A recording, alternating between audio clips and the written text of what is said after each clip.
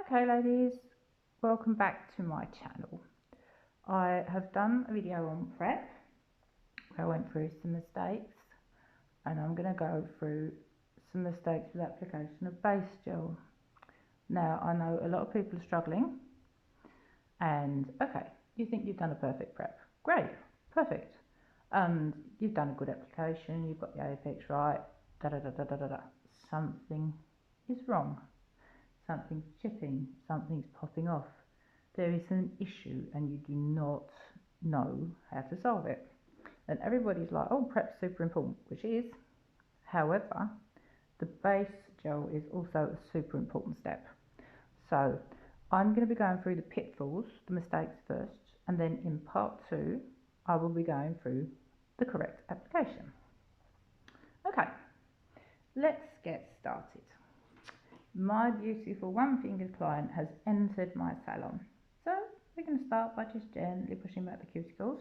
I mean, obviously we've got to pretend that she's got them because, I mean, she's plastic. So, and we're just going to just sort of scrape, really careful, get all of that dust and dirt and cuticle off. Okay, so she's super clean now. We are going to take a sanding mat. We're just going to go around the cuticle.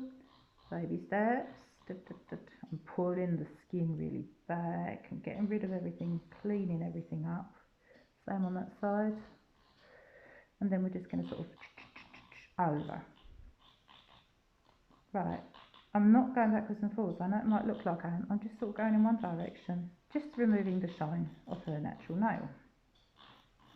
Okay, perfect. Okay, you've done this. You've done a massive, great job. It's perfect. And I mean, the lady washed her hands when she came in, or sanitised, you sanitised or whatever. Okay, but you've forgotten something. You've done the top. It's great. Top's perfect. However, if you turn her finger over, suddenly you notice that she has got some dirt or debris or whatever. You haven't seen it. She thought she'd brushed her hands properly underneath her nails. She thought she washed soap. Everything looks great on the top. But by having dirt and debris underneath, you are going to have an issue. So I am telling you, you need to check underneath. That is something I will go through in part 2. I'll show you how to clean underneath the nail. But just remember, check both sides. Super important. Now, another thing that you need to think about when you're doing the prep, if it's natural nail and you're doing gel polish or whatever, you just don't go like that. You're just making a mess. You're going to sort of fray the free edge. What you need to do is just sort of go in one direction. Just excuse my old file because that's just something banged up I just used and it's not the easiest to film. Okay. So problem number 2, you're not removing the dust or debris properly. You're sort of just pushing it in to one side, pushing it in there, and again, you've forgotten to do underneath. You just did not do it. So we've got a little bit of dust hiding under there. Now that is going to cause an issue if you're really unlucky. So what you do is you go up and down, just get really rid of that dust and a little bit on the fingers if she's got stuck on the fingers. I mean, obviously I often use my cleaner and just go, but you don't have to do that today. So, okay, mistake number 4. That would be to forget to use primer. Now that is every nail tech's nightmare, to forget to use primer. You've done a fantastic set of nails, and oh no, the client leaves and you think, what did I forget? Damn, I forgot primer. And you know that client's going to be back. Something's going to be lifting, something's going to be chipping, something's going to be popping off. You need to use primer. Now, I went through this in my prep video. You can just start carefully at the bottom and just sort of dab your way up. Careful around the cuticles. You can even turn the finger a bit, just kind of carefully come down and carefully down on the other side. Okay, this step is also super important. The primer needs to dry, and it needs to dry properly. And another problem with primer is clients.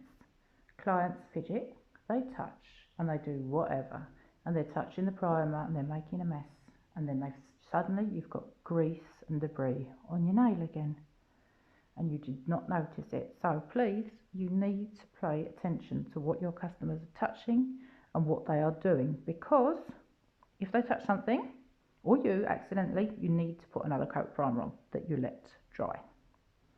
Okay, so error number 4 is choosing the wrong product. First of all, when you start on a client and you do the prep and it's a new client, you need to look at the client's nails. Are they flexible? Are they healthy? Are they unhealthy? What do they want? You really need to know what to use on them. What's the flexibility of the nail like? What would the flexibility be of the base? Now, you can get 2 types of bases. You can get a hard base, which is for hard gels and whatnot, or you could get a soak-off, which is a soft, that is flexible. Now, if your client has really rock-hard nails, that's obviously an enhancement, but then you would not put a soft product on top of it. It will be flexing and it will be breaking and it will be lifting. The same goes if she's like a bendy, soft nail.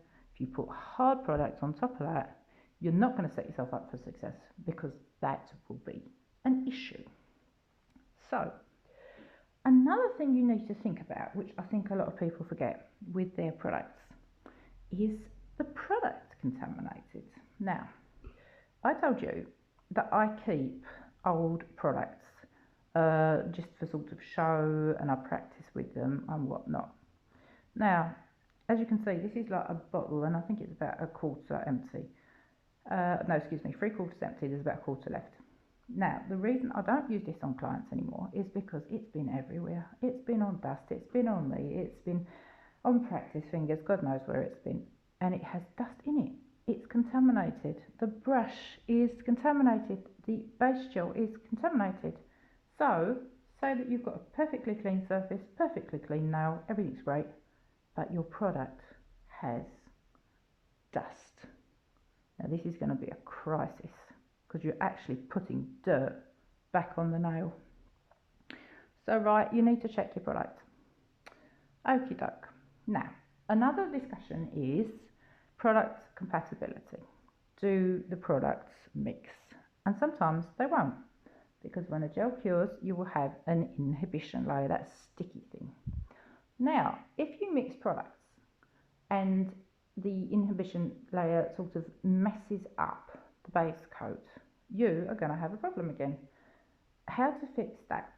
Right, if you've applied a base coat, sort of just pretend that we've applied and it's been cured and What you then do is you take a lint-free wipe with some clean on it. My pumps is just being awkward today. We're pretending that we've got base gel on there, yeah? What you do is you just wipe it off. You wipe the inhibition layer off, and I mean, you don't have to go crazy, but you just sort of buff the nail. You just buff it nice and smooth, so you've basically got nice and smooth base coat, which is cured, which does not have an inhibition layer, so it doesn't interfere with other brands. So that's an option, yeah. Now check it out, just going to go like that. Again, if you do anything to the nail where you sort of need to file or buff again, you've got to take the dust out. You can't leave it. Okie dokie, people. Right, let's have a look. Another issue might be the lamp. Now, if you don't have a good lamp or the correct lamp, or you cure it incorrectly, you're going to have a mess. If you get, I mean, you can't over-cure as such, but you can under-cure, and then you will have problems. Now, soft gel, soak-offs, these base coat are often softer products, and what they do is they often they cure quicker. But you really need to be careful, and you need to be mindful of your lamps. Are they old? Are the bulbs old? And I mean, that is with gel in general. Now, another thing is, you will often see that the manufacturers will give you an indication. Actually, This was the new one I picked up. That's a 30-second cure in LED. I've got LED lamps. This is the old one that I use. I've got them mixed up. And let's see what the manufacturer says. That is a 60-second cure. Now you need to follow the instructions and certainly cure them long enough. Okay, so as I said, watch what you're doing, know your products and be mindful. Okie dokie, now let's go in. Now let me make sure that I'm using my old contaminated trial gel, because we are going to do mistake number 6 and we are going to just apply it too thin. Okay, you're terrified of flooding, so you're just sort of scraping it over. It's just barely touching the surface, and you're going to see that you've got bald spots.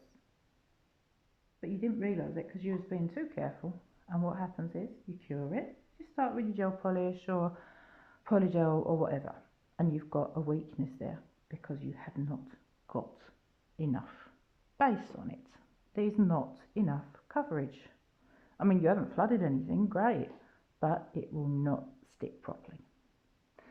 Okay, then there is my personal favourite, which is mistake number 7. This is one of the things I have struggled with because I'm heavy-handed. Let's just go in, and mistake number 7, that is just too thick coat. You're just sort of layering it on. It doesn't flow quite as easy on a plastic nail. I mean, a natural nail, it would a lot more. Okay, let's just really sort of lather it, because I said you're worried that this ain't going to stick. Okay, you've touched the cuticle, you've flooded the cuticle. It's just literally being a beautiful mess. You're doing it thick and you're moving the finger too much. You can see it's starting to pull actually a little bit on the side. Now this, if this was a proper person, a client, they would already have flooded cuticles and sidewalls. And then you've got it on the skin, which is literally going to cause lifting, and it can cause an allergy. So, okay, I will go through how to fix that in part number 2. So, another mistake is you're not capping the free edge. You need to cap the free edge. And I mean, this is super important.